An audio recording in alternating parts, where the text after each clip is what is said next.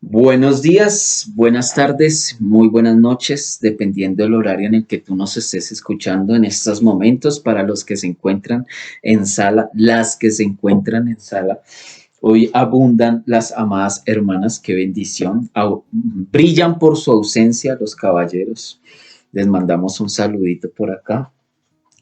De hecho, siempre ha pasado así, ¿no? Nuestro maestro aun cuando tenía sus 12 discípulos, pero eran más la cantidad de mujeres que seguían al maestro que la cantidad de hombres que seguían al maestro.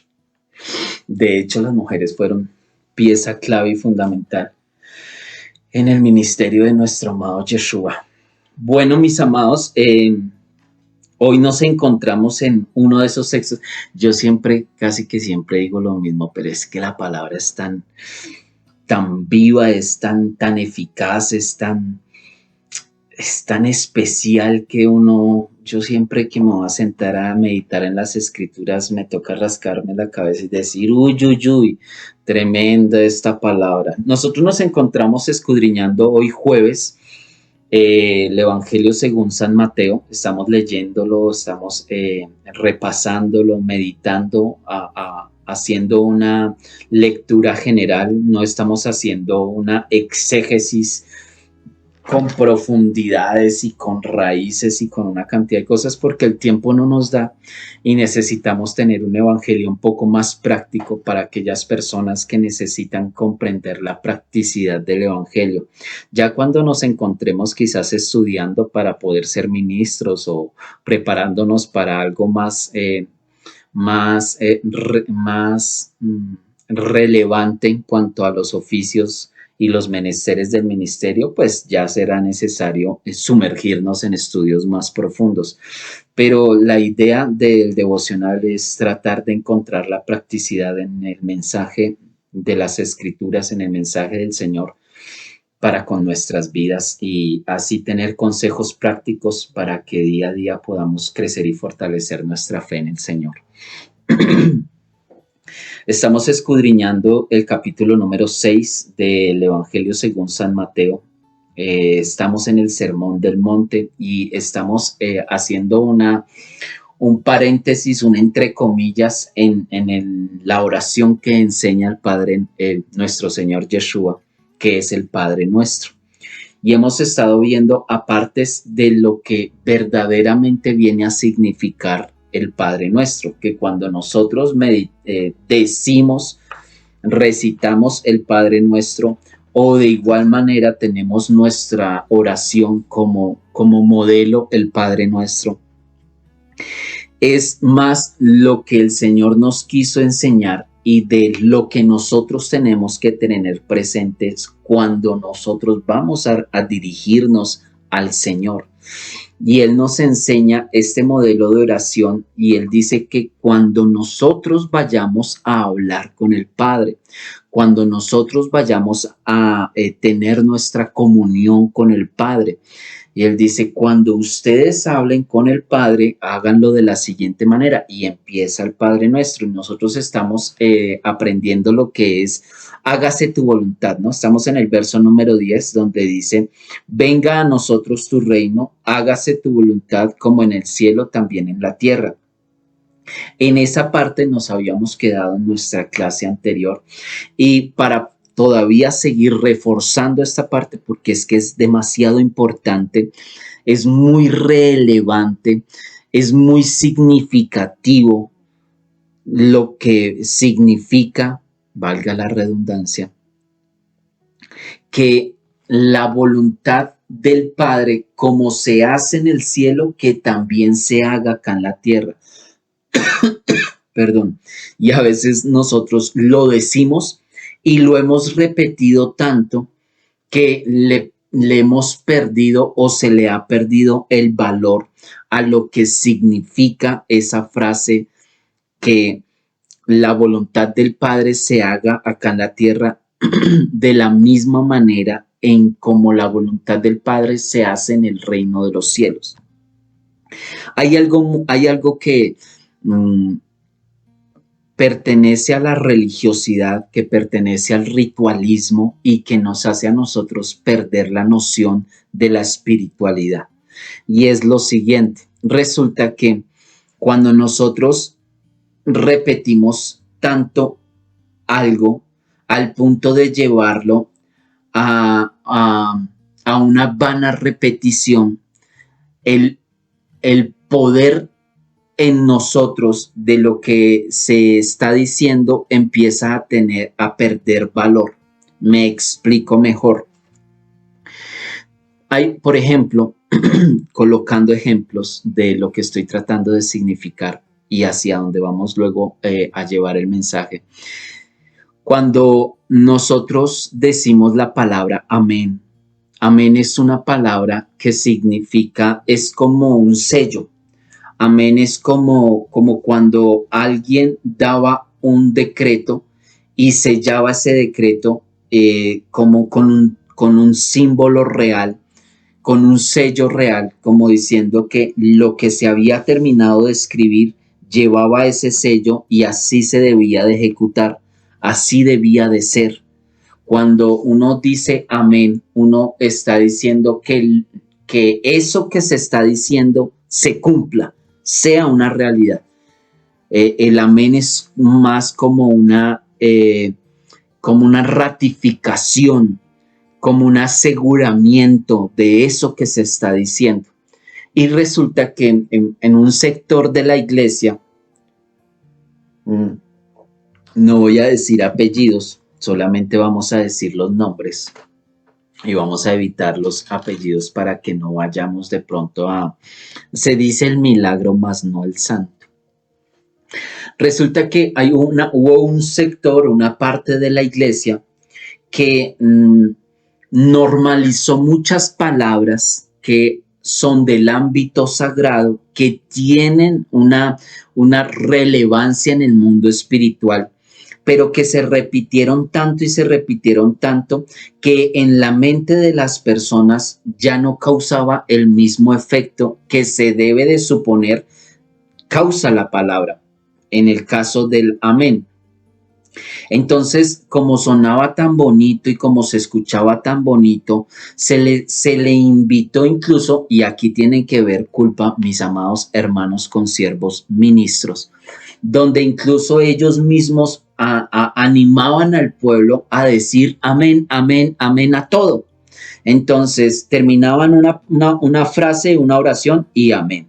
Terminaban una canción y amén. Y a todo era amén, amén.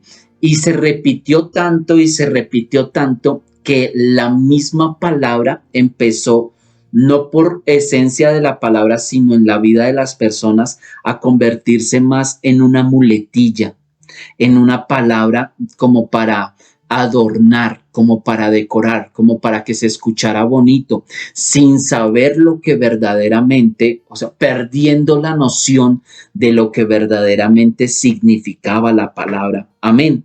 Entonces se dijo tanto amén y se repitió tanto amén que prácticamente para todo era amén, sin saber verdaderamente y sin ser conscientes y responsables de lo que el amén significa, de que cuando tú dices amén es porque estás sentenciando, es porque tú estás afirmando, es porque tú estás sellando una palabra y estás diciendo que eso que acaba de decir, así sea, que se cumpla, que se ejecute, que sea una realidad, que sea certero, que sea real, que se convierta en carne lo que se encuentra en el espíritu, que se materialice lo que se está diciendo. Y sin darnos cuenta, una parte de la iglesia le dijo tanto amén a todo que incluso sellaron palabras que no se debían de sellar. Recuerdo el ejemplo que colocó un consiervo ministro donde estaba enseñando de esa parte y él decía que se encontraban en una campaña evangelística en algún pueblito de alguna parte de este planeta y él se encontraba al lado de unas hermanitas. El evangelista estaba emocionado dando el sermón, que se arrepientan de una cosa, todo lo que es un sermón evangelístico. Y, el evangelista en su emoción pues empezó a hablar acerca de los milagros que se iban a dar en dicha campaña y empezó a proclamar sanidad sobre enfermos y declarar palabras de autoridad sobre enfermos, sobre lisiados y en el afán del evangelista hablando y en la multitud de las palabras que estaba usando, como nos suele pasar a nosotros los oradores, que a veces confundimos nombres, lugares, fechas, se nos cruzan cables, se nos cubran cables informativos y a veces decimos cosas que no se deben de decir, pero es por la fluidez de las palabras, por la emoción del momento y en medio de ello el evangelista habla acerca de que las mujeres van a recibir su sanidad en sus úteros, en sus matrices, quienes estaban enfermas de la próstata. La hermanita, amén a todo, y amén a todo, y se quedó pensando el compañero y le dijo a la hermanita, pero ¿cómo así que la sanación en la próstata de las mujeres no tienen próstata? Y ella le dijo, pues yo no sé, hermano, pero lo dijo el predicador y amén. Y sin darnos cuenta, muchas veces nosotros como iglesia repetimos tanto las palabras que les empezamos a perder la noción, el poder de lo que significan las palabras. Por eso el Señor es tan celoso con su nombre y por eso el Señor manda y demanda que el nombre de Él solamente sea usado en el momento en el que se requiere ser usado. Porque si se menciona el nombre del Eterno en vano, pues se está cometiendo un delito. Estamos transgrediendo la ley, estamos transgrediendo un mandamiento muy importante. Y no solamente nos pasó con la palabra amén, también lo podemos ver en la palabra aleluya. Cuando nosotros proclamamos, cuando nosotros hablamos, cuando nosotros declaramos o decimos la palabra aleluya. Aleluya quiere decir que todo lo que respire alabe al Eterno, que en donde se encuentre aliento de vida, adore al que les creó, a su creador. Todo lo que respire, adore, alabe al Señor, al Eterno, al Creador, al Padre. Eso significa la palabra aleluya.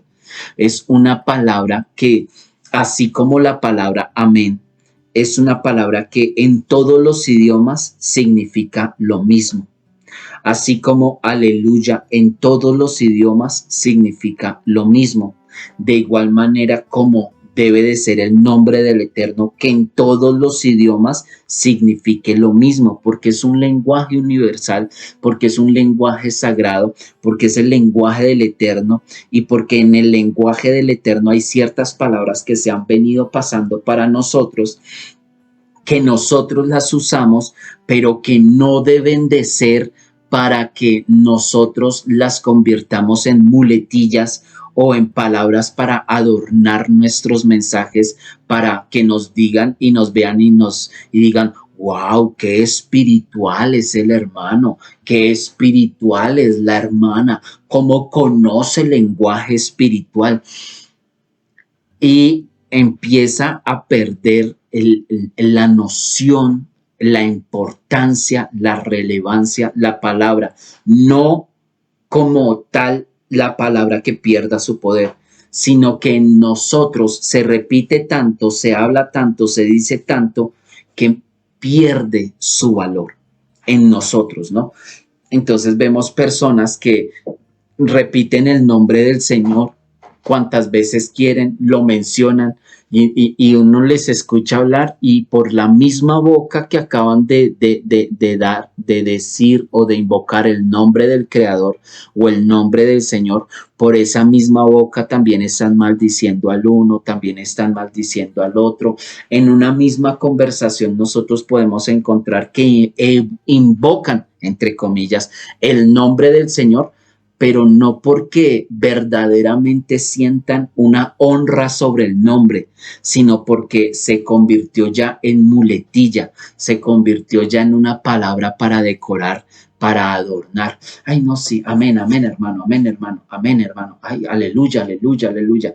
Pero se dice tanto que se pierde la importancia y la relevancia de lo que verdaderamente significa el lenguaje, que incluso nos llegamos a convertir en personas maldicientes. Sin darnos cuenta, estamos usando palabras en conversaciones ajenas a lo que verdaderamente representan esas palabras. Las convertimos en algo de nuestro diario vivir y las volvemos tan comunes que las metemos dentro de la jerga común y corriente cuando no son de una jerga común y corriente, sino que si tú vas a decir aleluya es porque eres muy consciente de lo que significa la palabra aleluya y de que no la digo solamente por decirla, sino que cuando yo estoy diciendo que todo lo que respire alabe al Eterno, es porque hay un momento, una ocasión, una circunstancia que amerite que se denote en el ambiente espiritual que todos deben de adorar al Creador. Aleluya, que todo lo que respire adore al Señor. Es un momento especial, es un momento solemne. No se menciona porque sí, no se dice porque sí, al igual que muchas palabras, muchas frases que tienen que ver en cuanto a la honra de nuestro Creador. Cuando tú dices amén, tú tienes que ser consciente que a qué le estás diciendo amén. No es por religiosidad, no es por ritualismos, no es por repetición de la repetidera en la repetidera. No es por eso, mis amados hermanos. Es porque si lo estamos diciendo, somos muy conscientes de lo que estamos diciendo. Y lo mismo ha pasado con el Padre Nuestro.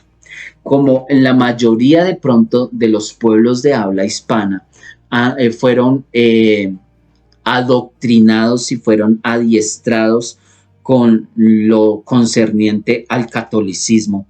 El catolicismo, dentro de los tantos daños que le hizo a la iglesia y que le hizo al mundo, fue precisamente el coger las cosas santas y normalizarlas. Dentro de ellos, ejemplo, está el Padre Nuestro.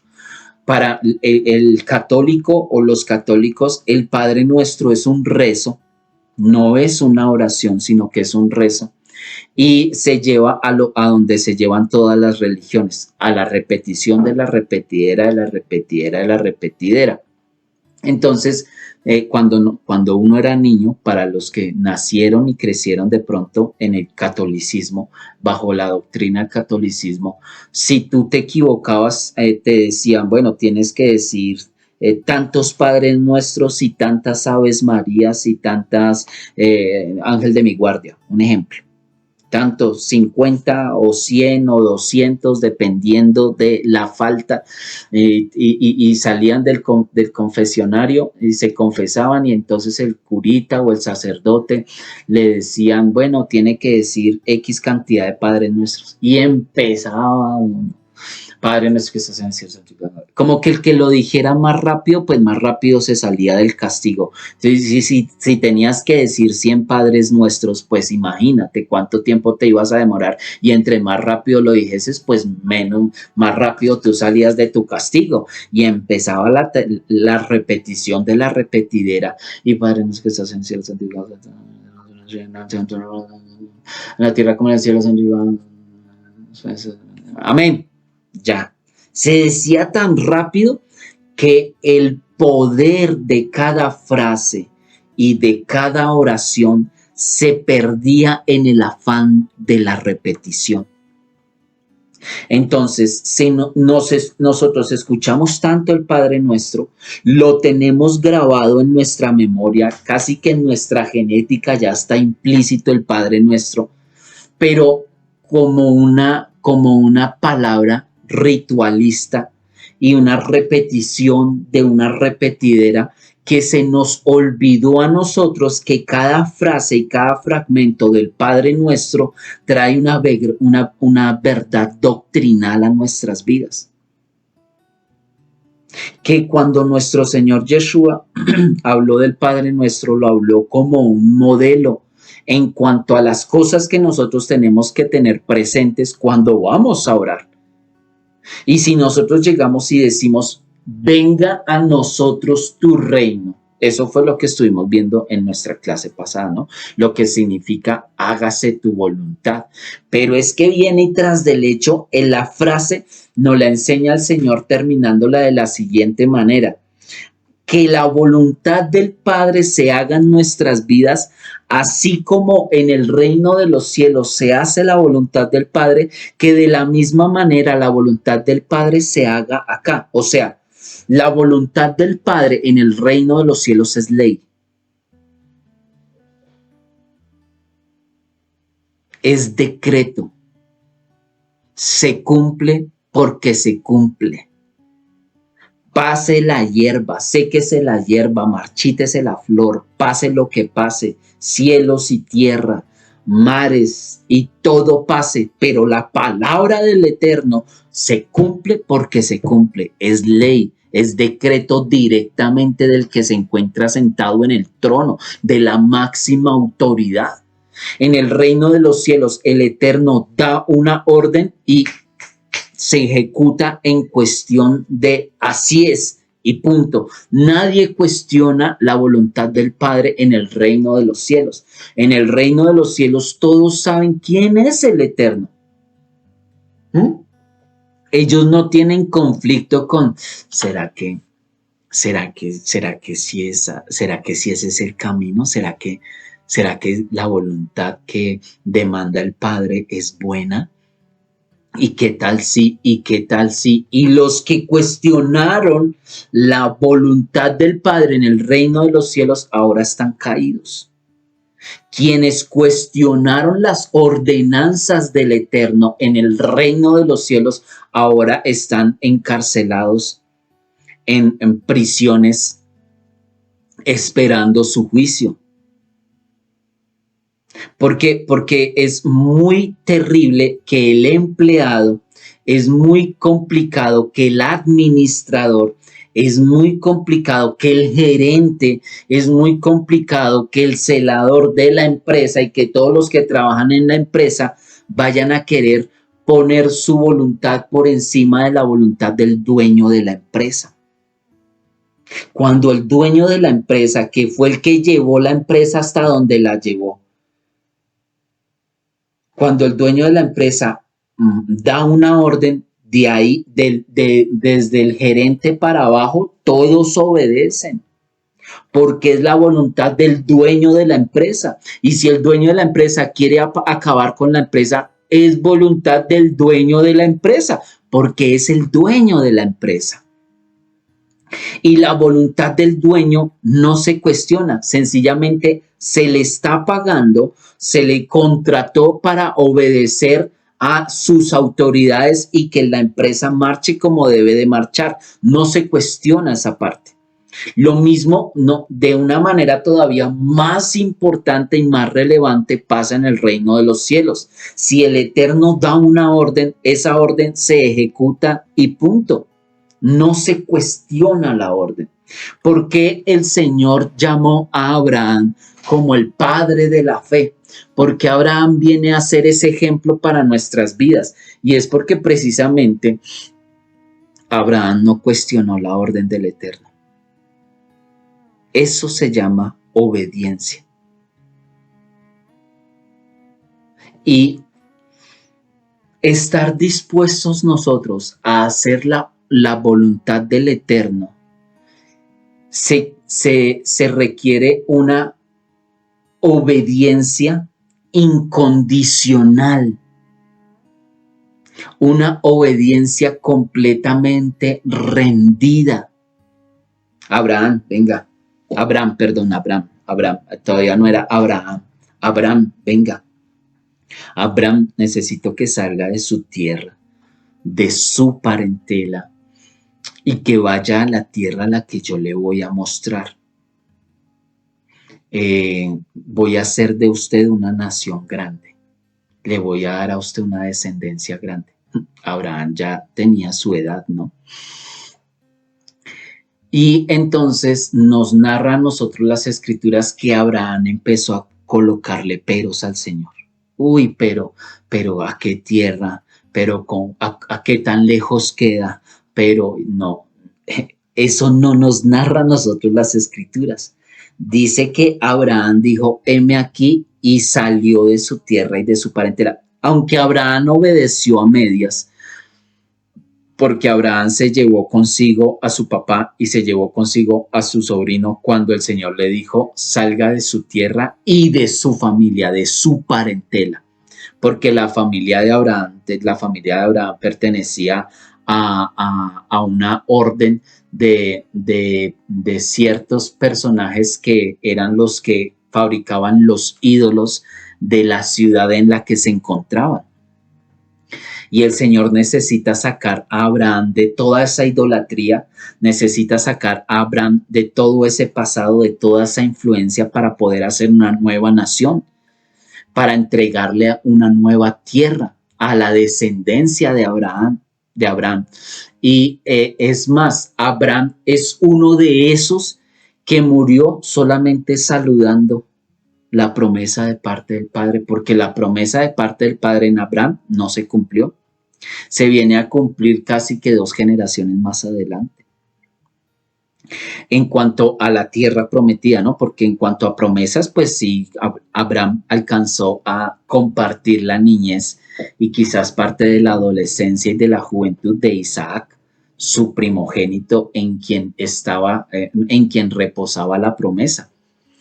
Pero del resto de la cantidad de cosas que le promete el Señor, Abraham no las ve, pero Abraham obedece y se va de su tierra y prácticamente después viene a dejar su parentela, pero ya a fuerza. Pero Abraham sale de allí y él empieza a caminar como viendo al invisible. Y no es fácil, pues, que a nosotros nos digan, bueno, deje todo lo que usted tiene ahí, deje su casa, deje su carro, deje su trabajo, deje lo que está haciendo y camine, que necesito que me haga un favor allí en determinado lugar, en determinada tierra. A ver, hermanos, primero ayuno y oración, confirmación, reconfirmación. Espéreme que voy a consultar con mi mujer, espéreme que voy a consultar con mi ex, espéreme que voy a hacer esto, espéreme, y para confirmar y reconfirmar y contraconfirmar si lo que el Señor me está pidiendo es verdad, porque es que me toca dejar lo mío, me toca dejar esto, me toca dejar lo uno, y vienen los cuestionamientos, porque hacer la voluntad del Padre, mis amados hermanos, no es que sea una tarea sencilla. No es sencillo. Por eso el Señor ratifica tanto esta parte, porque a nosotros nos cuesta hacer la voluntad del Eterno. Si hacer la voluntad del Eterno no fuera tan difícil, pues todo el mundo estaría haciendo la voluntad del Eterno. Pero no es que entre la voluntad del Eterno y mi voluntad hay un abismo, y el cual toca atravesar, porque nosotros estamos luchando entre la voluntad del Padre, la voluntad del enemigo, la voluntad del prójimo y mi voluntad. ¿Con cuántas voluntades nosotros a diario tenemos que estar luchando y lidiando? Porque una cosa es la voluntad del Padre y otra cosa es la voluntad de quizás nuestros padres terrenales. Nuestros padres terrenales para nosotros tienen una voluntad, pero la voluntad del Eterno es otra. Y nosotros tenemos que empezar a diferenciar entre la voluntad de mi mujer, la voluntad de mis hijos, la voluntad de mi jefe, la voluntad de este, y entre todos esos hay una sola que es la voluntad del Padre. Y buscarla cuando muchas veces no quieren, hay muchas personas, muchos hijos de mi Padre que no quieren hacer la voluntad del Padre, que les cuesta hacer la voluntad del Padre. Y más de la manera en la que la voluntad del Padre se debe de hacer. La voluntad del Padre se hace así como en los cielos. ¿Y cómo en los cielos se hace la voluntad del Padre? En el reino de los cielos, el Eterno chasquea los dedos, dice, hagan esto y lo hacen, sin cuestionar sus órdenes. ¿Cuántas veces nosotros acá en la tierra no hemos cuestionado las ordenanzas del Eterno? No hemos cuestionado los planes del Eterno. Hija, necesito que desvíes este recurso y llévalo para allá. Uy, no, el Señor reprenda esas voces que yo estoy escuchando. Uy, no, ¿cómo así que dar esto? Uy, ¿cómo así que hacerlo? Uy, que es que ir a abrazar a este otro personaje, que ir a llevar tu palabra por allá, que poner la otra mejilla. La voluntad del Padre a diario nuestra propia carne la cuestiona. Porque nuestra carne dice que cuando nosotros llegamos a los caminos del Señor y el Señor viene y nos enseña este tipo de enseñanzas, miren cómo desde la misma oración el Señor nos está enseñando a nosotros a que aprendamos a renunciar a nuestra propia voluntad para aprender a hacer la voluntad del Padre. Y no una voluntad amañada, como nosotros solemos hacer las voluntades amañadas, sino una voluntad incondicional. Saben que cuando nosotros nos encontramos con hágase tu voluntad y nosotros le decimos a nuestro Señor que queremos hacer la voluntad de Él, pero terminamos haciendo la voluntad de otros menos la del Eterno, o terminamos haciendo la voluntad nuestra menos la voluntad del Eterno. El problema tan grande en el que nos encontramos. Porque razón tenía nuestro Señor Yeshua cuando decía, este pueblo de labios me honra, mas su corazón está lejos de mí, porque con sus labios dicen, hágase tu voluntad, así como en el cielo, aquí también en la tierra. Pero luego termina el mensaje, termina la reunión, termina el punto de congregación y se van a hacer sus propias voluntades, a seguir en sus propios caminos, en sus propios sueños. Dice, es que el mismo Señor dice, mis pensamientos no son tus pensamientos, mis caminos no son tus caminos, porque pensamientos de bien y no de mal son los que el Eterno tiene destinados para sus hijos. Y en nuestros pensamientos, en nuestra voluntad, no se encuentra la del Eterno. Porque buscar la voluntad del Padre nos va a costar a nosotros toda la vida. Sí, es que el hacer la voluntad del Eterno llega a convertirse en un deleite para nuestras vidas, pero después de que hemos pasado por muchas aguas. Porque no es fácil crucificar nuestro yo. No es fácil rendir nuestra voluntad a la voluntad del Eterno, porque muchas veces el Eterno nos va a pedir a nosotros cosas que si todavía estamos muy arraigados a la carne, nos va a costar hacer la voluntad del Eterno, porque a nuestra carne le cuesta hacer la voluntad del Eterno. Vamos a ayunar.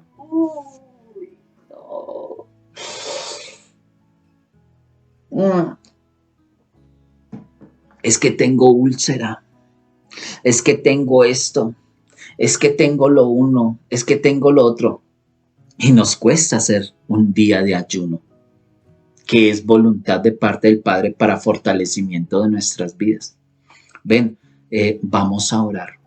Quiero litigar cara a cara contigo en la madrugada, tempranito, antes de que tu cuerpo empiece, antes de que tu mente empiece, antes de que tu ser empiece a, a comprometerse en los afanes del diario vivir, cuando más solo se encuentra en esa partecita que es donde todo el mundo está descansando y todo el mundo está haciendo silencio y la atmósfera se presenta. Ven que yo quiero hablar contigo. Uy, no, Señor, pero es que las cobijitas están calientes. De pronto esa hora de oración me va a hacer falta después de sueño más adelante. Uy, no, es que orar es, uy, es que, y no más en cosas sencillas como el ayuno y la oración, ya nos cuesta, a la carne le cuesta.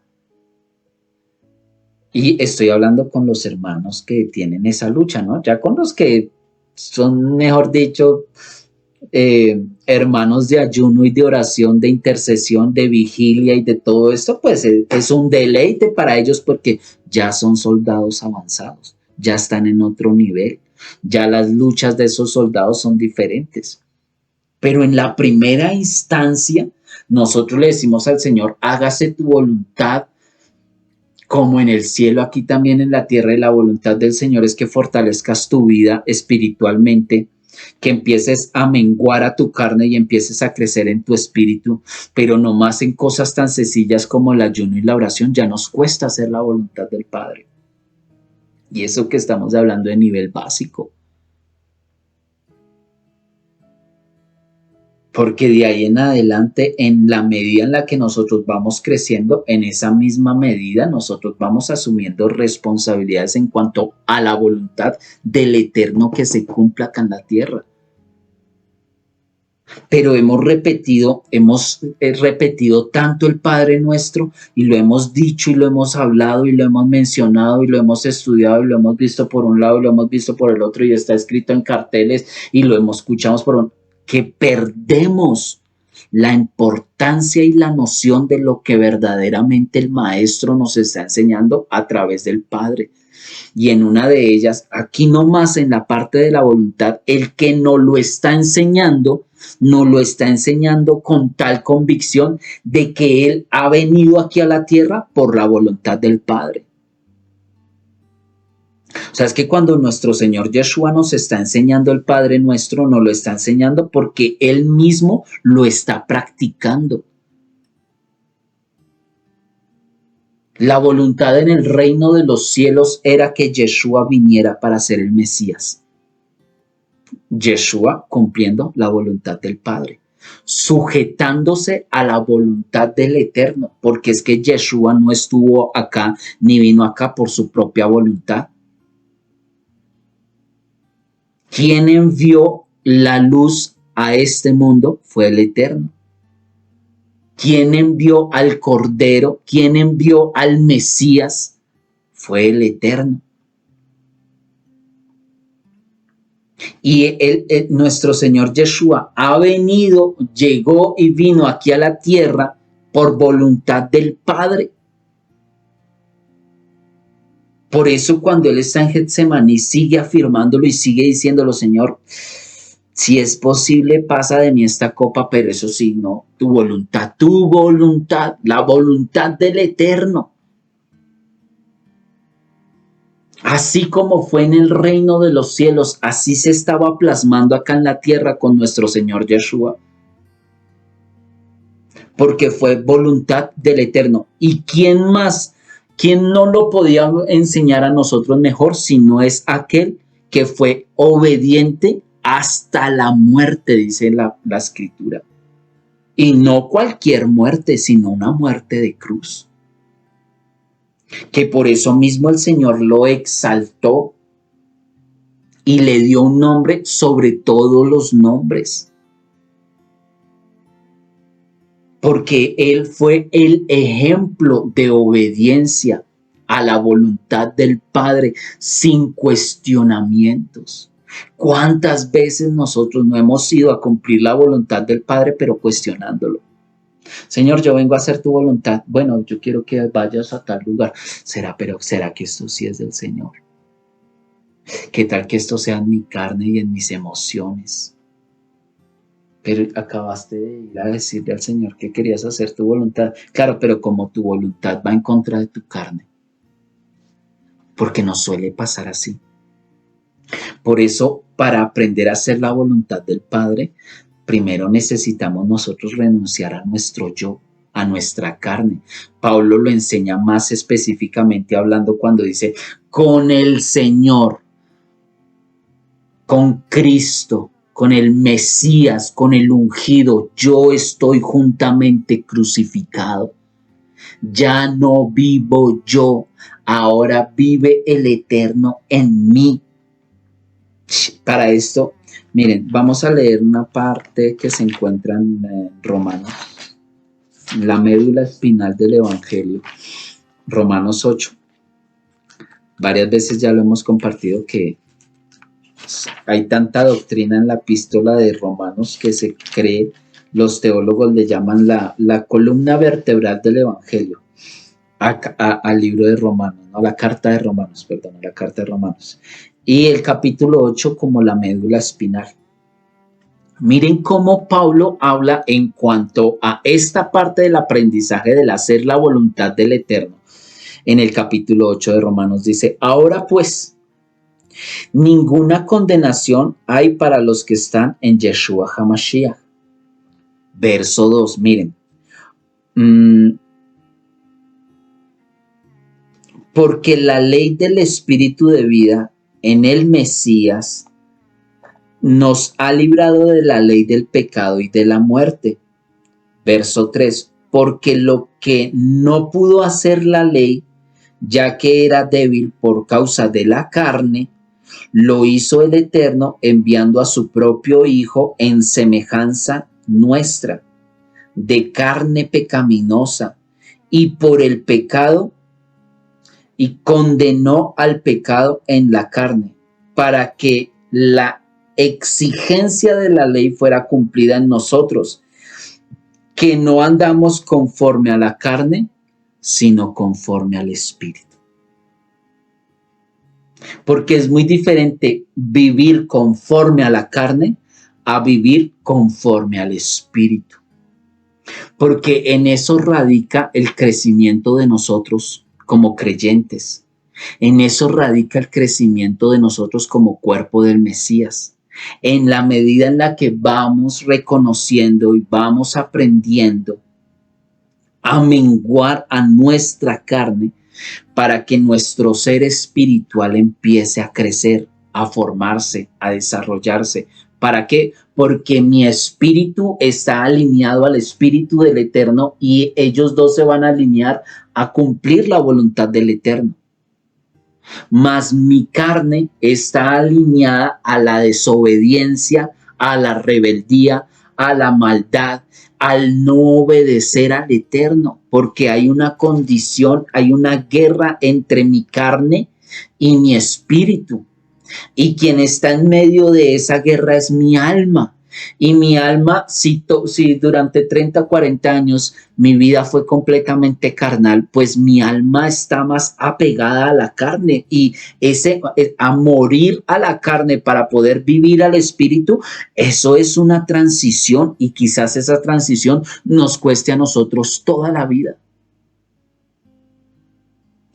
Toda la vida aprender a hacer la voluntad del Eterno, no una voluntad amañada. No una voluntad con condiciones. Porque una de las cosas con las que más lidió el Señor con Moisés fue precisamente esta. Porque Moisés, en medio de todas sus cosas, desde el comienzo siempre le trató de poner trabas al Señor. Moisés, venga, hágame un favor, necesito que vuelva allá a la tierra de donde lo saqué, allá de donde salió volado y escapado, vuelva allá y yo lo voy a usar a usted como instrumento para liberar a mi pueblo. Moisés apenas.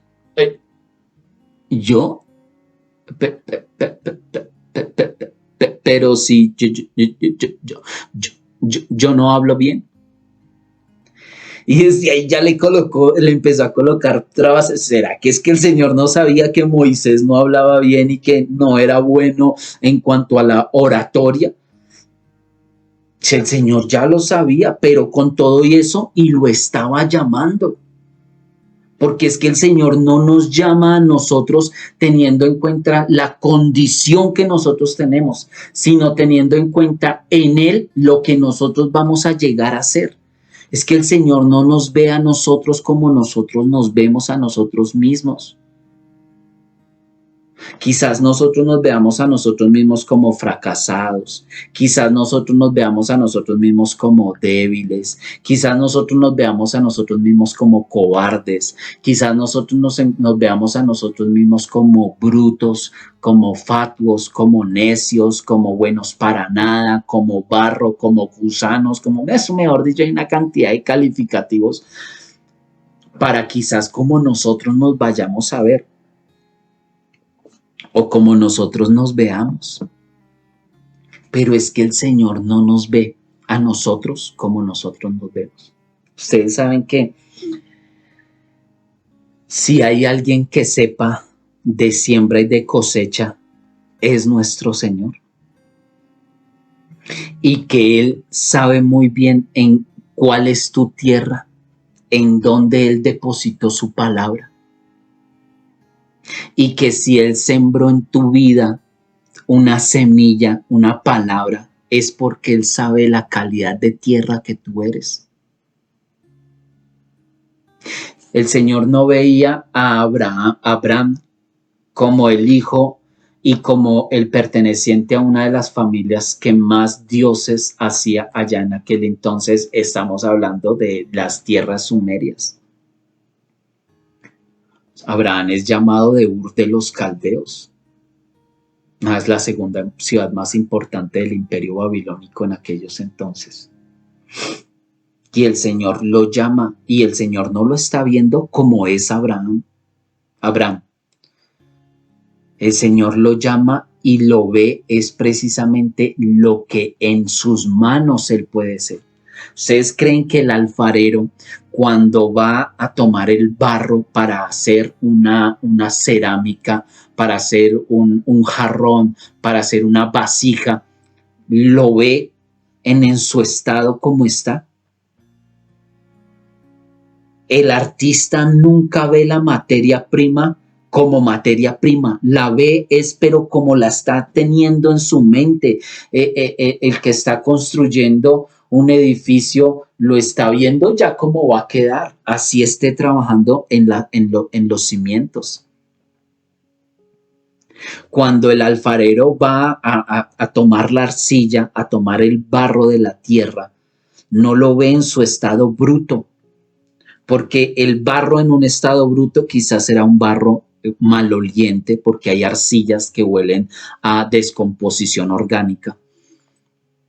No lo ve melcochudo, lleno de piedras, de palos, de ramas, no, porque si no, él se deleita es en ver lo que tiene en su mesa algún día va a llegar a ser como lo tiene en su mente.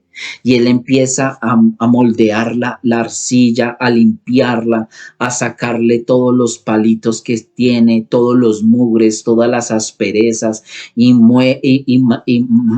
menea la masa, maneja la masa, moldea la masa, hasta que ya se da cuenta que la masa está lista para pasar a la rueda. Y ya en la rueda no ve ese trozo de arcilla, sino que ya la empieza a moldear, a darle una curva, a colocarle aquí, echarle otro poquito de agua, porque él está viendo es el resultado final y va a trabajar en ese pedazo de arcilla hasta que ese pedazo de arcilla quede como él quiere que ese pedazo de arcilla quede. Una obra de arte que va a servir para saciar la sed de muchos como un cántaro de agua. Si el barro empieza delante de su alfarero, ay, no, no, no me quite ese pedazo de palito lo tengo guardado hace como 15 años y pertenece a los sentimientos de mi vida. Ay, no, no, no, no, no, espere, porque me está echando más agua, déjeme que la consistencia mía. Y empieza el barro a cuestionar cómo lo están moldeando y para lo que lo están moldeando. ¿Cuántas veces a nosotros no nos ha pasado así? Y decimos, Señor, hágase tu voluntad. Hoy, pero eso lo decimos que es que casi que para la foto. Nos vemos súper celestiales, súper espirituales, en una madurez espiritual impresionante, diciendo, Señor, hágase tu voluntad, así como en el cielo, aquí también en la tierra. Pero después de que salimos de la atmósfera espiritual de la oración, vamos a buscar la manera de cómo culminamos lo que nosotros queremos hacer, nuestra propia voluntad. De nuestros planes, ¿cuántos de nuestros planes son la voluntad del Eterno y cuántos de nuestros planes son voluntad nuestra? ¿Qué tan cierta es esta frase de que la voluntad del Eterno se cumpla en mi vida como la voluntad del Eterno en el reino de los cielos es ley, así también aquí en la tierra es ley para mí? Verdaderamente es ley para ti la voluntad del Eterno. ¿Cuántas veces nosotros no hemos aplazado la voluntad del Eterno? ¿Cuántas veces no hemos tenido luchas con la voluntad del Eterno? ¿Cuántas veces quizás no nos hayamos desviado en otros caminos por huirle a la voluntad del Eterno, a la voluntad del Padre Celestial? Aquí nuestro Señor Yeshua nos está enseñando en el Padre Nuestro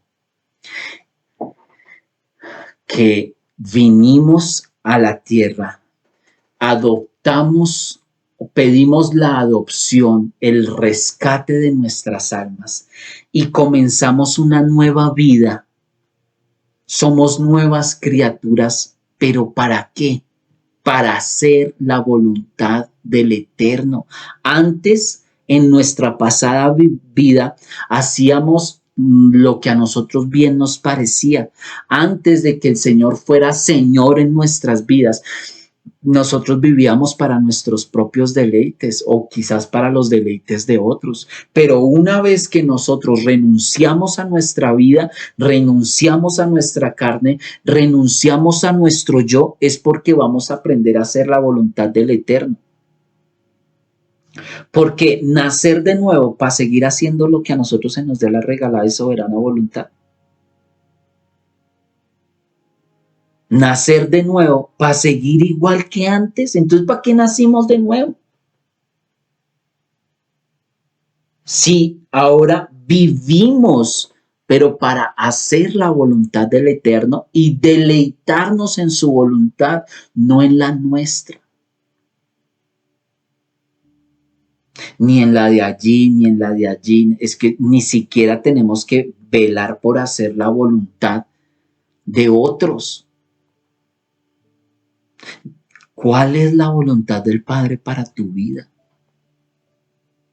¿Tú verdaderamente has venido a hacer la voluntad del Padre? Porque dice más adelante ahí en Romanos, donde estábamos leyendo en el capítulo 8, dice que la voluntad de la carne y la voluntad del espíritu no, no compaginan, como el agua y el aceite no compaginan. La voluntad de la carne es la voluntad de la carne y la voluntad del espíritu es vida en abundancia y la voluntad de la carne es esclavitud. ¿Tú crees que tu carne te va a venir a decir, ay, venga, mire que es que yo tengo como ganas de aguantar hambre? Yo tengo como ganas de poner a crujir las tripas. Vamos a ayunar, sí, ay, vamos a ayunar. La carne no nos va a pedir a nosotros ayuno. Es el alma, es el espíritu, es la necesidad espiritual la que nos pide a nosotros ayuno.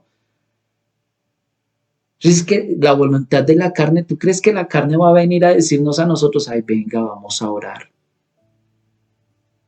No, la voluntad de la carne es quedarse en medio de las cobijas durmiendo. Una horita más, media horita más, uy, 5 minuticos más. Es que estas cobijas están tan ricas y el sueñito todavía más acogedor. La voluntad de la carne va contra la voluntad del espíritu.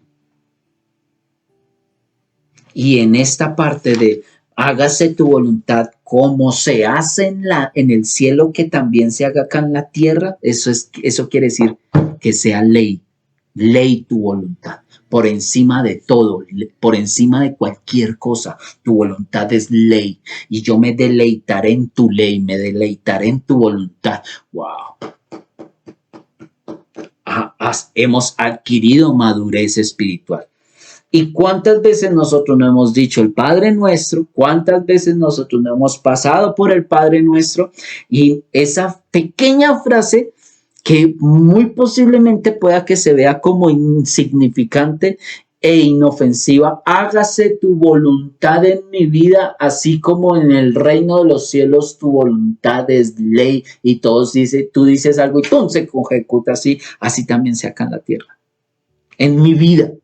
Que en mi vida tú digas, haz esto y yo me corra para obedecer a tu voluntad. Eso es crecimiento espiritual. Eso es madurez espiritual. Eso es que en medio de tus oraciones tengas presente más la voluntad del Padre que tu propia voluntad. Y como el Señor nos lo está enseñando es en medio de la oración. Con esta parte termino. Es que incluso en tu oración estés consciente de que tú vas a hablar con el Eterno para poder aprender a ejecutar su orden, no la tuya. Cuando es que no, el Señor no lo está enseñando en el comienzo de la oración, queriéndonos decir, ten presente primero delante de quién estás, que es el Padre que se encuentra en los cielos. Y la oración es algo milagroso, porque a ti te van a colocar directamente delante de la presencia del Señor. Por la sangre del Cordero tú tienes entrada. Pase directo delante del Padre. Ok, estás delante del Padre, ya sabes delante de quién te encuentras. Sabes que es un ser 3 veces santo. No estás delante de no estás delante de un presidente de una nación. No estás delante de un super ungido acá en la tierra, estás delante del Eterno, delante del Padre. Y que tú vas a hablar con Él teniendo en cuenta que se va a hacer la voluntad de Él y no la tuya. ¿Cuántas veces no hemos llegado a orar, a hablar con el Señor para tratar de cambiar su propia voluntad? Uy, ¿cómo va a decir esas cosas el hermano? Miren, amados, eso es más real que cualquier otra cosa.